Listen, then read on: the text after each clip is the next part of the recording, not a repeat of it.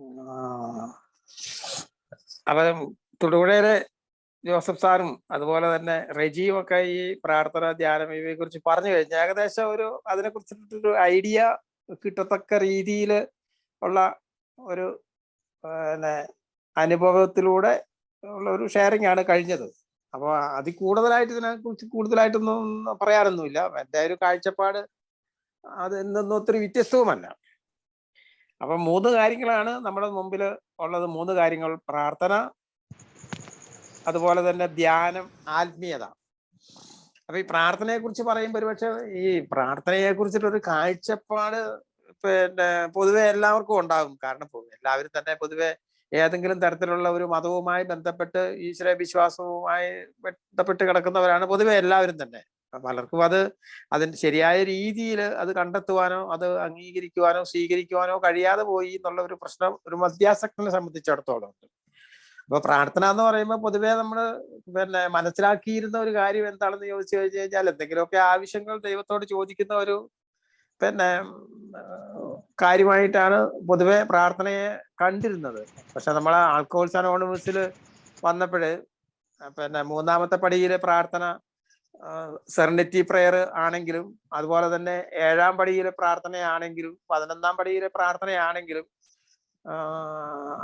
ഒന്നും ദൈവത്തോട് ചോദിക്കുന്നതായിട്ട് നമ്മൾ ഒരിടത്തും കാണുന്നില്ല. കാരണം ഇത് എനിക്കൊരു രസകരമായൊരു അനുഭവം ഉണ്ടായി ഒരു പ്രാവശ്യം. എൻ്റെ ഒരു സുഹൃത്ത് ഒരിക്കലും എന്നോട് പറഞ്ഞു, ഞാനൊരു 25,000 രൂപ പള്ളിക്ക് കൊടുക്കാൻ വേണ്ടി പോവുകയാണ്. കാരണം അയാൾ ഒരു ക്രിസ്തുമത വിശ്വാസിയാണ്. ഞാൻ ചോദിച്ചു എന്താന്ന് ചോദിച്ചു. ഒരുത്തനൊരു 3 ലക്ഷം രൂപ തരാറുണ്ട്, അവൻ തരുവോ ഇല്ലയോ എന്ന് എനിക്കൊരു സംശയമുണ്ട്. അപ്പൊ ഞാൻ പറഞ്ഞു, നിങ്ങൾ എന്താണേലും പൈസ പള്ളിക്ക് കൊടുക്കാൻ നിൽക്കട്ടെ, കാരണം അതിനേക്കാളും ചെറിയ പൈസക്ക് ഇത് കൊട്ടേഷൻ കൊടുക്കാൻ പറ്റുമോ നമുക്ക് ആലോചിക്കാം എന്ന് ഞാൻ തമാശയായിട്ട് പുള്ളിയോട് പറഞ്ഞു. കാരണം ഈ പ്രാർത്ഥനയെ കുറിച്ച് ഒരു പക്ഷേ ഒരു മതപരമായ ഒരു കാഴ്ചപ്പാട് അതാണ്. നമ്മൾ ഏതെങ്കിലും തരത്തിലുള്ള ചില റെക്കമെൻഡേഷനുകൾ ഇത്തരത്തിലുള്ള ഒരു രീതിയിൽ അതിനെ കാണുന്നതാണ് ഒരു പ്രാർത്ഥന എന്ന് ഒരു തെറ്റിദ്ധാരണ ഒരു പക്ഷേ നമ്മുടെ ഇടയിൽ ഉണ്ടാകാം. അപ്പൊ ഞാനൊരു ദിവസം ഈ വീട്ടില് ഞാൻ ഈ പ്രാർത്ഥനയിലൊന്നും കൂടാറില്ല. ഞാനൊരു ക്രിസ്തീയ കുടുംബത്തിൽ ജനിച്ച ആളാണ്. വീട്ടിൽ അമ്മയുള്ളപ്പോ കാലം അത്രയും ഇപ്പോഴും പ്രാർത്ഥന സന്ധ്യക്ക് ചെല്ലും. അപ്പൊ ഒരു ദിവസം ഞാന് വലിയ പൂസൊന്നും ഇല്ലാതെ കൊണ്ട് ഈ പ്രാർത്ഥനയൊക്കെ കഴിയുന്നതിന് മുമ്പ് തന്നെ വീട്ടിലെത്തി. എന്താന്ന് എനിക്ക് അറിയത്തില്ല. സാധാരണഗതിയിൽ ഒരു 10 മണിയൊക്കെ ആകുമ്പോൾ മാക്സിമം കുടിച്ച് ഒന്നും കൂടെ തിരിച്ചൊക്കെ പോയി കുടിച്ചിട്ടൊക്കെയാണ് തരാറുള്ളത്. അന്ന് ഞാനൊരു 8 മണിയായപ്പോൾ വീട്ടിലെത്തി. അപ്പൊ പ്രാർത്ഥന കഴിഞ്ഞ സമയമാണ്. അപ്പൊ ഞാൻ എന്താണെങ്കിലും എന്നാ പിന്നെ വലിയ ചൂടൊന്നുമില്ല, ആടുന്നൊന്നുമില്ല. എന്നാ പിന്നെ അപ്പച്ചൻ എന്നാണ് പറഞ്ഞത്, ചാച്ചൻ ഒന്ന് സ്തുതി ചൊല്ലിയേക്കാന്ന് വിചാരിച്ച് ഞാൻ ഒരു മുറിയില് ഇങ്ങനെ പ്രാർത്ഥന കഴിഞ്ഞ് ഇങ്ങനെ എഴുന്നേറ്റ് എല്ലാവരും ഇങ്ങനെ സ്തുതി ചൊല്ലിക്കൊണ്ടിരിക്കുകയാണ്. അപ്പൊ ഞാനും പോയിട്ട് അപ്പച്ചന്റെ അടുത്ത് പോയിട്ട് സ്തുതി ചൊല്ലി. അപ്പൊ ഞാനിങ്ങോട്ട് തിരിഞ്ഞപ്പം അമ്മയോട് ഇങ്ങനെ അല്പം പതിഞ്ഞ സ്വരത്തിൽ പറയുന്നതാണ് ഞാൻ കേട്ടത്, അവന് കുടിക്കാൻ പൈസ തികയുന്നുണ്ടാവൂല. എന്ന് പറഞ്ഞാല് ഞാൻ ഈ സ്തുതി ചൊല്ലിയതിന്റെ അർത്ഥം ഞാൻ പൈസ എന്തോ ചോദിക്കാൻ പോവുകയാണ്, അതിനു വേണ്ടിയിട്ടാണ് ഞാൻ ഈ സ്തുതി ചൊല്ലിയതെന്നാണ് ചാച്ചൻ പറഞ്ഞതിന്റെ ഒരു പൊരുള്. അപ്പൊ പലപ്പോഴും ഈ പ്രാർത്ഥനയെ കുറിച്ചിട്ടൊക്കെ ഇത്തരത്തിലുള്ള ചില ധാരണകളാണ് ഏതൊരാൾക്കും ഉണ്ടാകുക. എല്ലാവർക്കും അങ്ങനെ ആകണം എന്നല്ല, പക്ഷെ എന്നാലും അത്തരം ഒരു ചില തെറ്റിദ്ധാരണകളൊക്കെയാണ് നമ്മൾ മനസ്സിൽ വെച്ച് പുലർത്തിക്കൊണ്ടിരുന്നത്.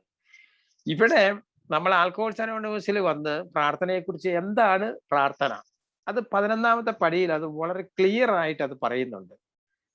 അതായത് ദൈവത്തിന്റെ ഇഷ്ടം എന്താണ് എന്ന് അറിയുവാനും അത് നടത്തി കിട്ടുവാനും വേണ്ടി മാത്രം പ്രാർത്ഥിക്കുന്നു.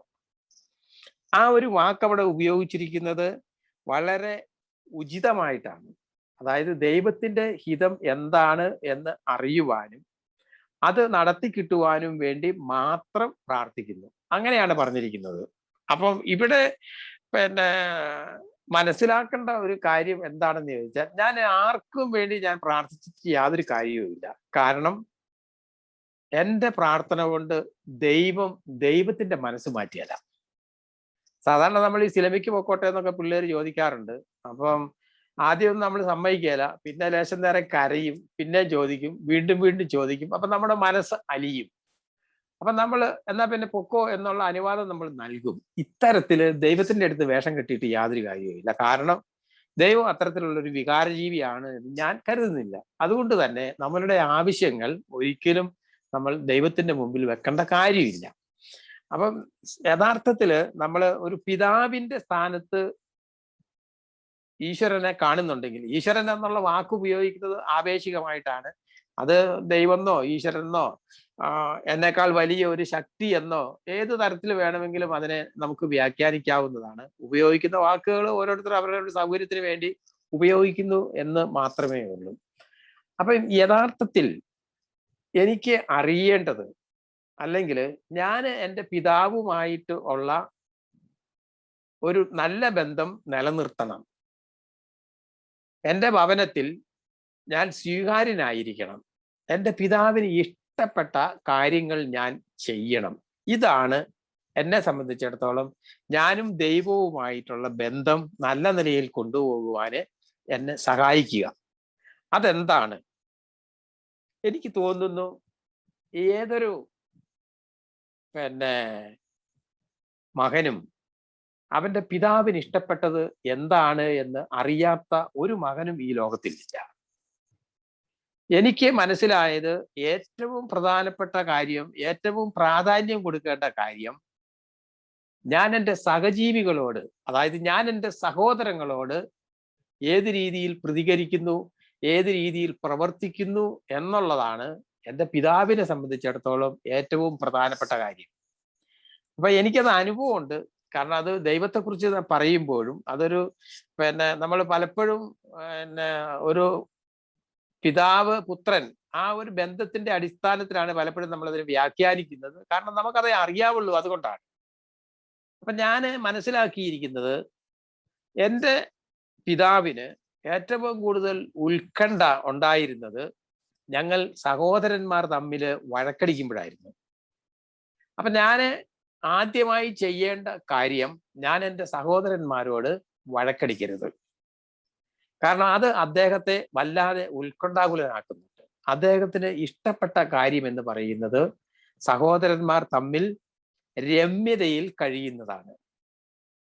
അതുപോലെ തന്നെ മറ്റൊരു കാര്യം എൻ്റെ ശ്രദ്ധയിൽപ്പെട്ടത്, ഒരിക്കൽ എൻ്റെ പിതാവ് എന്നോട് പറഞ്ഞു, ഞങ്ങൾ 5 സഹോദരന്മാരാണ്, അതിൽ ഒരാൾ അല്പം പിന്നോക്ക അവസ്ഥയിൽ ആണ് ഉള്ളത്. അതായത് സാമ്പത്തികമായിട്ടും അതുപോലെ തന്നെ ശാരീരികമായിട്ടും അല്പം പിന്നോക്കം നിൽക്കുന്ന ഒരാളാണ്.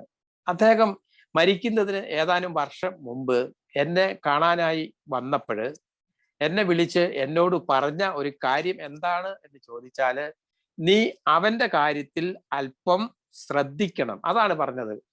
അതായത് അവന്റെ കാര്യത്തിൽ ശ്രദ്ധിക്കണം എന്ന് പറഞ്ഞാൽ അവനെ നീ സഹായിക്കണം. അപ്പൊ എന്തുകൊണ്ടാണ് അത് പറഞ്ഞത് എന്ന് ചോദിച്ചു കഴിഞ്ഞാൽ, ഞങ്ങൾ മറ്റ് സഹോദരന്മാരെ അപേക്ഷിച്ച് അല്പം പിന്നോക്കം നിൽക്കുന്ന ഒരാളാണ് എൻ്റെ ആ സഹോദരൻ.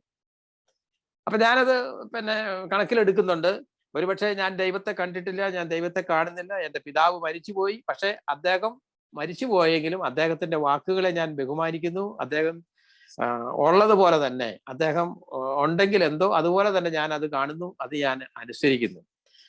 ഇവിടെ എനിക്ക് മനസ്സിലായ ഒരു കാര്യം എന്താണെന്ന് ചോദിച്ചാൽ, വീണ്ടും ഞാനൊരു മദ്യാസക്തൻ എന്ന നിലയിൽ മദ്യത്തിൽ നിന്ന് മാറി നിൽക്കാനും ജീവിതം വീണ്ടെടുക്കാനും എനിക്ക് ഒരവസരം ലഭിച്ചു. ആ നിലയിൽ അങ്ങനെ ഒരവസരം എനിക്ക് ലഭിച്ചു എങ്കിൽ എനിക്കൊരു ഉത്തരവാദിത്വമുണ്ട് എൻ്റെ പിതാവിന്റെ മുമ്പിൽ. എൻ്റെ പിതാവാണ് അതിന് കാരണമായത്. കാരണം എൻ്റെ സ്വന്തം കഴിവുകൊണ്ട് കുടി നിർത്താൻ പറ്റുമായിരുന്നെങ്കിൽ ഞാൻ 50 കൊല്ലം മുമ്പ് 4 പ്രാവശ്യം കുടിച്ചേച്ച് ഞാൻ കുടി നിർത്തിയത്.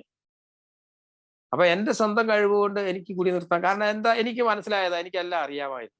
കുടിച്ചാൽ എന്താ സംഭവിക്കുന്നത്, കുടിയെക്കുറിച്ചും അതിൻ്റെ അവസ്ഥകളെക്കുറിച്ചും കുടി നിർത്താൻ പറ്റുന്നില്ല എന്നൊക്കെ അറിയാമായിരുന്നു. പക്ഷെ എനിക്ക് കുടിക്കാതിരിക്കുന്നത് എങ്ങനെയാണെന്ന് മാത്രം അറിയത്തില്ലായിരുന്നു. അപ്പൊ എനിക്കതിന് സഹായം ലഭിച്ചിട്ടുണ്ട്. ഞാൻ മദ്യത്തിൽ നിന്ന് മാറി നിൽക്കുന്നു. അങ്ങനെ ഞാൻ മാറി നിൽക്കുന്നു എങ്കിൽ എനിക്കൊരു ഉത്തരവാദിത്വമുണ്ട്. ഞാൻ ഒരുപക്ഷെ ഞാൻ എൻ്റെ അംഗവൈകല്യമുള്ള സഹോദരനെ കുറിച്ച് പറഞ്ഞതുപോലെ തന്നെ എൻ്റെ സഹജീവികളുടെ ഇടയിൽ അംഗവൈകല്യം സംഭവിച്ചവരുണ്ട്. അത് ഏറ്റവും പ്രധാനപ്പെട്ടത് എന്നെ സംബന്ധിച്ചിടത്തോളം മദ്യാസക്തർ തന്നെയാണ്. അപ്പം ഈ മദ്യാസക്തരെ സഹായിക്കാനുള്ള ഒരു ഉത്തരവാദിത്വം എന്നിൽ അർപ്പിതമാണ്. അപ്പൊ ദൈവത്തിന്റെ ഹിതം എന്താണ് എന്ന് അറിയാൻ ഞാൻ ഒത്തിരി അങ്ങോട്ട് തലപുകഞ്ഞ് ആലോചിക്കേണ്ട കാര്യമോ ഒത്തിരി അന്വേഷിച്ച് നടക്കേണ്ട കാര്യമോ ഞാൻ ഒത്തിരി പരതി നടക്കേണ്ട കാര്യമോ ഇല്ല. എനിക്ക് വളരെ നന്നായിട്ട് അറിയാം എനിക്കൊരു മദ്യാസക്തനെ സഹായിക്കാൻ സാധിക്കും. അതിൽ ഞാനൊരു എനിക്ക് സാധിക്കുന്ന ഒരു കാര്യമാണ്. പ്രത്യേകമായ അനുഗ്രഹം എനിക്ക് ലഭിച്ചിട്ടുണ്ട്. അതുകൊണ്ട് തന്നെ അവസരം കിട്ടുമ്പോൾ, എപ്പോഴെങ്കിലും അവസരം കിട്ടുമ്പോൾ ഞാൻ മറ്റൊരു മദ്യാസക്തനെ സഹായിക്കാനുള്ള ഒരു അവസരം ഞാൻ ഒരിക്കലും നഷ്ടപ്പെടുത്തി കളയാറില്ല. മാത്രവുമല്ല, അവസരങ്ങൾ ഞാൻ തേടി കണ്ടെത്തേണ്ടതുണ്ട്. അത് എൻ്റെ ഉത്തരവാദിത്തമാണ്. ഇത് ചെയ്യുമ്പോൾ, ഈ രീതിയിൽ ഞാൻ പ്രവർത്തിക്കുമ്പോൾ, ഞാനും എൻ്റെ പിതാവുമായുള്ള ബന്ധത്തിന് ഒരു ദാർഢ്യമുണ്ടാകുന്നുണ്ട്. അതിൻ്റെ അടിസ്ഥാനത്തിൽ ആത്മവിശ്വാസം വീണ്ടെടുക്കാനും സന്തോഷം കൈവരിക്കാനും എനിക്ക് സാധിക്കുന്നുണ്ട്. ഞാൻ പലപ്പോഴും പറയാറുള്ളതാണ്, പല മീറ്റിങ്ങുകളിൽ ഞാനത് ആവർത്തിച്ചിട്ടുള്ളതുമാണ്. ഞാൻ എൻ്റെ ഭാര്യയ്ക്ക് ചെലവിന് കൊടുത്തപ്പോഴോ അല്ലെങ്കിൽ എൻ്റെ ഒരേ ഒരു മകൾ വളർന്നു വരുന്നത് കണ്ടപ്പോഴോ അല്ല ഞാൻ വേണ്ടപ്പെട്ടവനാണ് എന്ന് എനിക്ക് തോന്നലുണ്ടായത്. ഞാൻ വേണ്ടപ്പെട്ടവനാണ് എന്ന് എനിക്ക് തോന്നിയത് എന്നെപ്പോലെ തന്നെ ബുദ്ധിമുട്ട് അനുഭവിക്കുന്ന, ദുരിതം അനുഭവിക്കുന്ന, ദുഃഖം അനുഭവിക്കുന്ന മറ്റൊരു മദ്യാസക്തനെ എനിക്ക് സഹായിക്കാൻ സാധിച്ചപ്പോഴാണ് എനിക്ക് വേണ്ടപ്പെട്ടവനാണ് എന്ന് എനിക്ക് തോന്നലുണ്ടായതും അതുപോലെ തന്നെ ആത്മവിശ്വാസം വീണ്ടെടുക്കാൻ സാധിച്ചതും എന്ന് ഞാൻ പലപ്പോഴും പറയാറുണ്ട്. ഇവിടെ ഈ 11ാമത്തെ പടിയിൽ ഒരു പ്രാർത്ഥനയെ കുറിച്ച് പറയുന്നുണ്ട്. അത് ഫ്രാൻസിസ് അസീസിയുടെ പ്രാർത്ഥനയാണ്. ആ പ്രാർത്ഥനയെ കുറിച്ച് ജോസഫ് സാറ് പറഞ്ഞു, വിശദീകരിച്ചു. അത് മുഴുവനുമായി അദ്ദേഹം അത് വായിക്കുകയും ചെയ്തു. അത് എല്ലാവരും കേട്ടു. അത് ഞാൻ ഈ കുടിച്ചുകൊണ്ട് നടക്കുന്ന സമയത്ത് ഞാനൊരു സത്യത്തിൽ ഞാനൊരു ഈശ്വരനില്ല എന്ന് ഞാൻ ഒരിക്കലും പറഞ്ഞിട്ടില്ല. പക്ഷെ ഞാനൊരു മതവിദ്വേഷിയായി. ഞാൻ ഈ അച്ഛന്മാരെയും അതുപോലെ തന്നെ കന്യാസ്ത്രീകളെയും അതുപോലെ തന്നെ സഭാ മേലധ്യക്ഷന്മാരെയും ഒക്കെ ചീത്ത പറയുന്ന ഒരു സ്വഭാവമായിരുന്നു എനിക്കുണ്ടായിരുന്നത്. അപ്പൊ പലപ്പോഴും ഞാനത് ചെയ്തിട്ടുണ്ട്. പക്ഷേ ഈ ഫ്രാൻസിസ് അസീസി എന്ന് പറയുന്ന ഒരു വിശുദ്ധൻ എന്ന് പറഞ്ഞു കഴിഞ്ഞാൽ അവരുടെ ജീവിത രീതി കൊണ്ട്, ജീവിതത്തിൽ വിശുദ്ധിയുള്ള ആളുകളെ കുറിച്ച് വിശുദ്ധൻ, അതായത് ക്രിസ്തുമത വിശ്വാസികളുടെ ഒരു പ്രത്യേക സങ്കല്പമാണ് വിശുദ്ധൻ എന്നുള്ളത്. അപ്പൊ ഈ ഫ്രാൻസിസ് അസീസിയെ കുറിച്ച് ഞാൻ എവിടെയോ കേട്ടു, വായിച്ചു. അദ്ദേഹത്തോട് എനിക്ക് എന്തോ ഒരു പ്രത്യേക താല്പര്യം തോന്നിയിരുന്നു. ബാക്കിയുള്ളവരെല്ലാം കള്ളന്മാരാണ്, പക്ഷെ അദ്ദേഹത്തെ ഞാൻ എപ്പോഴും അംഗീകരിക്കുന്ന ഒരു കൂട്ടത്തിലായിരുന്നു. അപ്പൊ യഥാർത്ഥത്തില് അദ്ദേഹം ലോകത്തിന്റെ മുമ്പില് വെച്ചിരിക്കുന്ന ആ പ്രാർത്ഥന അദ്ദേഹത്തിന്റെ തന്നെ ജീവിത അനുഭവങ്ങളിലൂടെ അദ്ദേഹം കടന്നുപോയപ്പോൾ അദ്ദേഹം നേരിട്ട കാര്യങ്ങളുടെ അനുഭവത്തിന്റെ അടിസ്ഥാനത്തിൽ അദ്ദേഹം കണ്ടെത്തിയ കാര്യങ്ങളാണ്. അത് അദ്ദേഹത്തിന്റെ ജീവചരിത്രത്തിൽ നമുക്ക് കണ്ടെത്താനും സാധിക്കും. ഇപ്പൊ അദ്ദേഹത്തിന്റെ പ്രാർത്ഥനയില് ആദ്യം പറയുന്നു, വിദ്വേഷമുള്ളിടത്ത് ഞാൻ സ്നേഹമുള്ളവനാകട്ടെ എന്ന്. അതായത് നമ്മളെ ഇഷ്ടപ്പെടുന്ന ആളുകളെ ഇഷ്ടപ്പെടാൻ ഏത് പോലീസുകാരനും പറ്റും. പോലീസുകാരെ ഒരു തമാശയായിട്ട് കളയാക്കുന്ന ഒരു പ്രയോഗമാണത് എങ്കിൽ പോലും. പക്ഷെ നമ്മളെ വെറുക്കുന്ന സ്ഥലത്ത് നമ്മൾ എത്തുക, അവിടെ നമ്മൾ ആയിരിക്കുക, അത് നമ്മൾ സ്വീകരിക്കുക, ആ അവസ്ഥയെ, അതാണ് യഥാർത്ഥത്തിൽ നന്മയെന്ന് അദ്ദേഹം പറയുന്നു. അതുപോലെ ഐക്യമില്ലാത്തിടത്ത് ഐക്യമുണ്ടാകാനും ഇതിനു വേണ്ടിയിട്ടാണ് നമ്മൾ ശ്രമിക്കേണ്ടത് എന്ന് പറയുന്നു. അതുപോലെ തന്നെ ആ പ്രാർത്ഥനയുടെ അവസാന ഭാഗത്ത് പറയുന്ന കാര്യങ്ങൾ, സ്നേഹിക്കപ്പെടുന്നതിനേക്കാൾ സ്നേഹിക്കാൻ. അത് കേൾക്കുമ്പോൾ അത് ഒരാൾക്ക് അത്ര ഒരു സ്വീകാര്യമായി തോന്നുന്ന ഒരു കാര്യമല്ല. ഈ ലോകത്തിലുള്ള സർവ്വ ആളുകൾ എന്നെ ആരും സ്നേഹിക്കുന്നില്ല, എന്നെ ഭർത്താവ് പറയുന്നു ഭാര്യ സ്നേഹിക്കുന്നില്ല, ഭാര്യ പറയുന്നു ഭർത്താവിനെ സ്നേഹിക്കുന്നില്ല, മക്കൾ പറയുന്നു അമ്മായിപ്പനും സകർവരും പറയുന്നത് മറ്റുള്ളവർക്ക് സ്നേഹിക്കുന്നില്ല എന്നാണ് അപ്പൊ എല്ലാവരും പറയുന്നത്. എല്ലാവരുടെ പരാതി അതാണ്. പക്ഷെ യഥാർത്ഥത്തിൽ നമ്മൾ ആ കാര്യം ഒന്ന് സത്യസന്ധമായി മനസ്സിലാക്കാൻ ശ്രമിച്ചാൽ നമുക്ക് മനസ്സിലാകുന്ന ഒരു സത്യമുണ്ട്. കാരണം മറ്റുള്ളവർ എന്നെ സ്നേഹിക്കുന്നത് കൊണ്ട് എനിക്കൊരു പ്രയോജനവും കിട്ടാൻ പോകുന്നില്ല. ഞാനത് പറയുന്നത് എന്നെ ആരൊക്കെയാണ് സ്നേഹിക്കുന്നത് എന്ന് എനിക്കറിയത്തില്ല. പലപ്പോഴും പലരുടെയും സ്നേഹം എനിക്ക് അരോചകമായി തോന്നിയിട്ടുണ്ട്. അതുപോലെ തന്നെ സ്നേഹം അഭിനയിക്കുന്നവരുണ്ടാകും. അപ്പൊ മറ്റുള്ളവര് എന്നെ സ്നേഹിക്കുന്നുണ്ടോ എന്നുള്ളത് എന്നെ സംബന്ധിച്ചിടത്തോളം ഒരു പ്രയോജനകരമായ ഒരു കാര്യമല്ല. പക്ഷേ എനിക്ക് നന്നായിട്ടറിയാം, എനിക്ക് അനുഭവമുണ്ട്.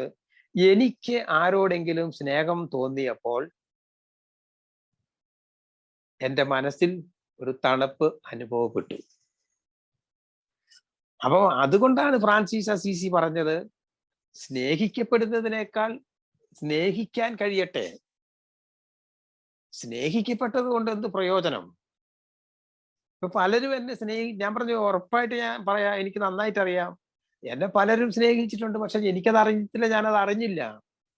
പലരും എന്നെ സ്നേഹിച്ചു, വെറുതെ വേഷം കെട്ടിയതാണ്, അഭിനയിച്ചതാണ്. അതുപോലെ തന്നെ പലരുടെയും സ്നേഹം യഥാർത്ഥമായിരുന്നിരിക്കാം, പക്ഷെ എനിക്കത് അരോചകമായിരുന്നു. പക്ഷേ എനിക്ക് ആരോടെങ്കിലും സ്നേഹം തോന്നിയപ്പോൾ തീർച്ചയായും എൻ്റെ മനസ്സിൽ അതൊരു തണുപ്പായി എനിക്ക് അനുഭവപ്പെട്ടു. രണ്ടാമതൊരു കാര്യം, ആശ്വസിപ്പിക്കപ്പെടുന്നതിനേക്കാൾ ആശ്വസിപ്പിക്കാൻ എനിക്ക് കഴിയട്ടെ. എന്നെ ഒത്തിരി ആളുകൾ ആശ്വസിപ്പിക്കാൻ വന്നിട്ടുണ്ട്. അപ്പൊ ഞാൻ വെള്ളമടിച്ച് പൂസായി കിടക്കുന്ന സമയത്ത്, മാഷ ഇത്ര കുടിക്കരുത്, കുടി നിർത്തണം, അങ്ങനെ പറഞ്ഞിട്ടുണ്ട്.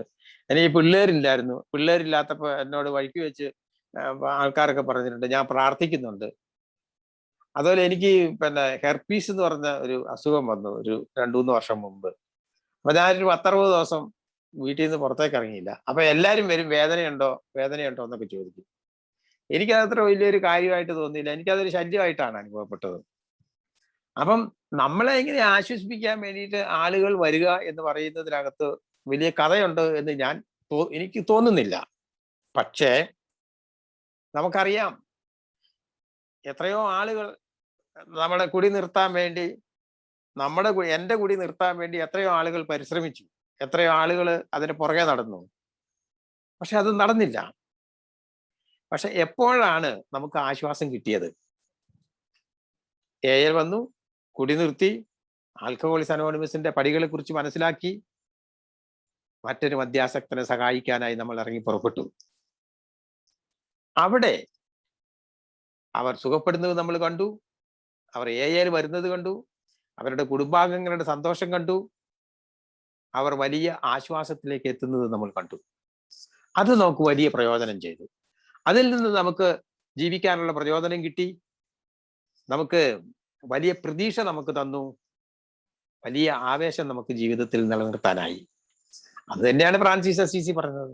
അത് തന്നെയാണ് 11-ാം പടി പ്രാർത്ഥന എന്ന് പറയുന്നത്. അപ്പൊ എന്താണെങ്കിലും ഇതൊക്കെയാണ്, ഇത്തരം കാര്യങ്ങളൊക്കെയാണ് എനിക്ക് ഈ പ്രാർത്ഥനയെ കുറിച്ചും ധ്യാനത്തെക്കുറിച്ചും സ്പിരിച്വാലിറ്റിയെ കുറിച്ചും ഒക്കെ എനിക്ക് മനസ്സിലായ കാര്യങ്ങൾ ഇതൊക്കെയാണ്. യഥാർത്ഥത്തില് സ്പിരിച്വാലിറ്റിയെ കുറിച്ചൊക്കെ പറയുമ്പോൾ നമ്മള് പലപ്പോഴും വലിയ ആത്മീയ തലത്തിൽ ഉയർന്നു നിൽക്കുന്ന ആളുകൾ നമ്മളെ കാണുമ്പോൾ നമ്മളെ തലയിൽ കൈവച്ച് പ്രാർത്ഥിക്കും, എനിക്ക് വേണ്ടി പ്രാർത്ഥിക്കണമെന്ന് നമ്മൾ അഭ്യർത്ഥിക്കും. അത് ഒരു സ്പിരിച്വാലിറ്റിയാണ്. പക്ഷെ എനിക്കൊക്കെ അതിനേക്കാളൊക്കെ കുറച്ചും കൂടി നല്ലതായിട്ട് തോന്നിയത്, ആരെങ്കിലും കാണുമ്പോൾ എന്നാ പിന്നെ നമുക്കൊരു ചായ കുടിക്കാം എന്ന് പറഞ്ഞൊരു ചായക്കടയിലേക്ക് കയറുന്നു, ഒരു ചായ കുടിക്കുന്നു, അങ്ങനെ സന്തോഷമായിട്ട് പിരിയുന്നു. അപ്പൊ ആ തരത്തില് ഒരു മദ്യാസക്തന് മറ്റൊരു മദ്യാസക്തനോട് തോന്നുന്ന ഒരു സ്നേഹം, അപ്പൊ അത് മദ്യാസക്തനോട് തന്നെ ആകണമെന്നില്ല, ഒരു അടുപ്പം അല്ലെങ്കിൽ എന്തോ ഒരു ബന്ധം. അപ്പൊ അതൊക്കെ തന്നെ ആയിരിക്കും ഈ സ്പിരിച്വാലിറ്റി എന്ന് പറയുന്നതിനകത്ത് അടങ്ങിയിരിക്കുന്ന കാര്യമെന്നാണ് എനിക്ക് മനസ്സിലായിരിക്കുന്നത്. സ്വാർത്ഥതയിൽ നിന്ന് മോചനം ലഭിക്കുക. അപ്പം സ്വാർത്ഥതയിൽ നിന്ന് മോചനം ലഭിക്കുമ്പോൾ നമ്മൾ നിസ്വാർത്ഥനാകും. നിസ്വാർത്ഥനായ ഒരു മനുഷ്യൻ എന്ന് പറയുമ്പോൾ അദ്ദേഹം ഒരു ത്യാഗ മനോഭാവം അദ്ദേഹത്തിനകത്ത് ഉള്ളിൽ വരും. അപ്പൊ ത്യാഗം വരുമ്പോൾ, ത്യാഗം ഉണ്ടെങ്കിൽ മറ്റൊരാളെ സ്നേഹിക്കാൻ സാധിക്കും. അതൊരു വലിയൊരു മാറ്റമാണ്. അപ്പൊ അതൊരു ആത്മീയ തലത്തിലേക്ക് ഉയർന്നു എന്ന് വേണമെങ്കിൽ പറയാം. അപ്പൊ എന്നെ സംബന്ധിച്ചിടത്തോളം ഈ പ്രാർത്ഥന, ധ്യാനം അല്ലെങ്കിൽ സ്പിരിച്വാലിറ്റി എന്നൊക്കെ പറയുന്നതിനകത്ത് നിഗൂഢമായി ഒന്നും ഞാൻ കണ്ടിട്ടില്ല. മനസ്സിലാക്കാൻ പറ്റാത്തതായിട്ടോ അല്ലെങ്കിൽ അസാധാരണമായ ഒന്നുമില്ല. അതെല്ലാം മനുഷ്യന്റെ മനസ്സും വികാരങ്ങളുമായി ബന്ധപ്പെട്ട ചില അവസ്ഥാവിശേഷങ്ങൾ മാത്രമാണത്. അല്ലാതെ മറ്റൊന്നും അതിലുണ്ട് എന്ന് എനിക്ക് തോന്നിയിട്ടില്ല. എന്താണെങ്കിലും ഇന്നിപ്പം ഈ മീറ്റിങ്ങിൽ ഇങ്ങനെ കയറുവാനും നിങ്ങളോടൊപ്പം എൻ്റെ അനുഭവങ്ങൾ പങ്കുവെക്കുവാനും സാധിച്ചതിൽ വളരെയധികം സന്തോഷമുണ്ട്. എന്നെ ശ്രവിച്ച നിങ്ങൾക്ക് നന്ദി പറഞ്ഞുകൊണ്ട് ഞാൻ എൻ്റെ വാക്കുകൾ ചുരുക്കുന്നു.